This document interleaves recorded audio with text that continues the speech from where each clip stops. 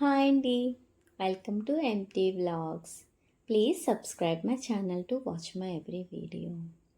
ఈరోజు మన స్పెషల్ ఏంటో తెలుసా? ఎగ్ బిర్యానీ. చూసారు కదా ఎంత కలర్ఫుల్గా ఉందో, టేస్ట్ కూడా చాలా బాగుందండి, అదిరిపోతుంది. ఎంత మంచి రెసిపీని చాలా సింపుల్గా ఎలా చేసుకోవాలో చూసేద్దామా మరి. దానికోసం నేనైతే ఒక 3 గుడ్లను అయితే తీసుకున్నానండి. వాటిని ముందుగా కొద్దిగా సాల్ట్ వేసుకొని బాయిల్ చేసుకుంటున్నానండి. ఒక 20 మినిట్స్ అయితే నేను బాయిల్ చేసుకుంటున్నాను. నెక్స్ట్ అలాగే ఒక పెద్ద ఉల్లిపాయ, ఒక టమాటో, కొద్దిగా కొత్తిమీర, ఒక 5-6 పచ్చిమిర్చి, అలాగే బిర్యానీ మసాలా, నెక్స్ట్ అల్లం వెల్లుల్లి పేస్ట్ని అయితే తీసుకుంటున్నాను.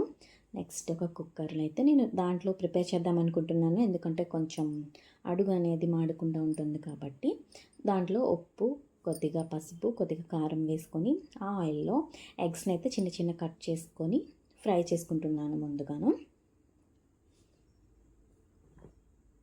చూసారు కదా, ఫ్రై అయిపోయినండి మన ఎగ్స్ అయితే. ఒక ఎగ్ అయితే ముక్కలు అయిపోయిందండి, బట్ ఏం చేస్తాం, అలాగే యూజ్ చేస్తాను. ఇంట్లోనే కదా తింటాం, మీరు కూడా ఏమనుకోవద్దండి. ఇప్పుడైతే ఆయిల్లో అయితే ఇంకొద్దిగా ఆయిల్ని అయితే నేను యాడ్ చేసుకుంటున్నాను, ఎందుకంటే సరిపోదు కాబట్టి. ఇప్పుడు బిర్యానీ మసాలా సామాన్లు ఏవైతే ఉన్నాయో అవన్నీ అందులో యాడ్ చేసుకుంటున్నానండి. యాడ్ చేసుకున్న తర్వాత కొద్దిగా ఫ్రై అవ్వనివ్వండి. నేను కస్తూరి మేతి మాత్రం యాడ్ చేస్తాను, అది నాకైతే కంపల్సరీ. అది యాడ్ చేస్తే మన టేస్టే మారిపోతుంది, చాలా బాగుంటుంది, మీరు కూడా ట్రై చేయండి. ఇప్పుడైతే నిలువుగా కట్ చేసుకున్న ఆనియన్స్ని అయితే వేసుకుంటున్నాను. ఆనియన్స్ కొద్దిగా కలర్ చేంజ్ అయ్యేంత వరకు ఫ్రై చేసుకుంటే కలర్ బాగుంటుందండి బిర్యానీది, టేస్ట్ కూడా బాగుంటుంది. సో ట్రై చేయండి. అవి కొద్దిగా వేగనివ్వండి. చూసారు కదా, కలర్ అయితే చేంజ్ అయిపోయినాయండి మన ఆనియన్స్. ఇప్పుడు మనం ఏం చేద్దామంటే, ముందుగా మనం తీసుకున్న అల్లం వెల్లుల్లి పేస్ట్ ఏదైతే ఉందో దాన్ని యాడ్ చేసుకుంటున్నానండి. అది ఇంట్లోనే తయారు చేసుకుందండి, పచ్చగా దంచుకుంటే టేస్ట్ బాగుంటుంది. అలాగే కొత్తిమీర, పచ్చిమిర్చి కూడా ఈ టైంలోనే నేను యాడ్ చేసుకుంటున్నానండి. బాగా వేగనివ్వండి, ఎందుకంటే అల్లం వెల్లుల్లి పేస్ట్ పచ్చివాసన అనేది పోవాలి కదా. సో వేగనివ్వండి. చూడండి, కలర్ అనేది చేంజ్ అయింది మనకి.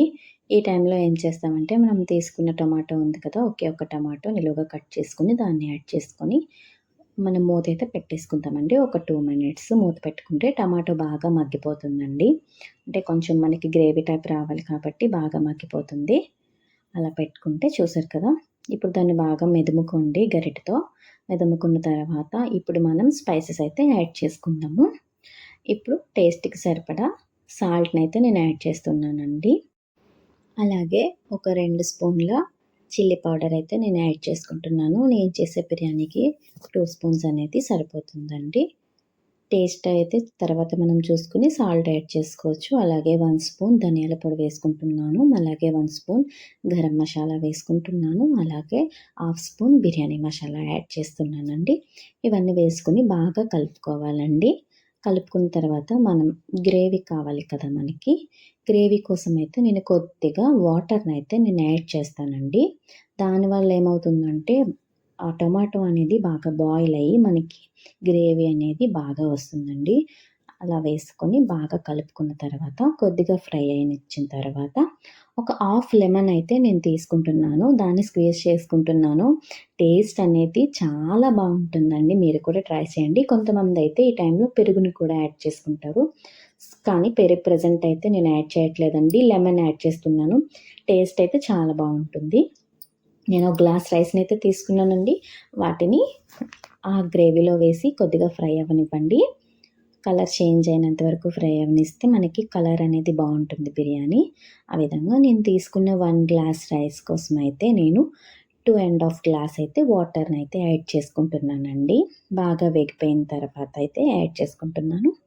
యాడ్ చేసుకున్న తర్వాత ఈ టైంలో మనం ఏం చేస్తామంటే బాగా కలిపి టేస్ట్ అయితే చూసుకుంటాము. సాల్ట్ సరిపోకపోతే మనం యాడ్ చేసుకోవచ్చు. హై ఫ్లేమ్లో పెట్టేసి, నేను కుక్కర్ పెట్టట్లేదండి, నార్మల్గా అత్తేసరి అంటారు కదా, అలా పెట్టుకుంటున్నాను. చూసారు కదా, 15 మినిట్స్ తర్వాత అయిపోయిందండి. 70% అయిపోయింది. మళ్ళీ క్లోజ్ చేసేస్తున్నాను. ఇప్పుడు లో ఫ్లేమ్లో పెట్టుకోండి. పెట్టుకున్న తర్వాత చూడండి, మొత్తం 30 మినిట్స్‌లో మనకయిపోతుంది.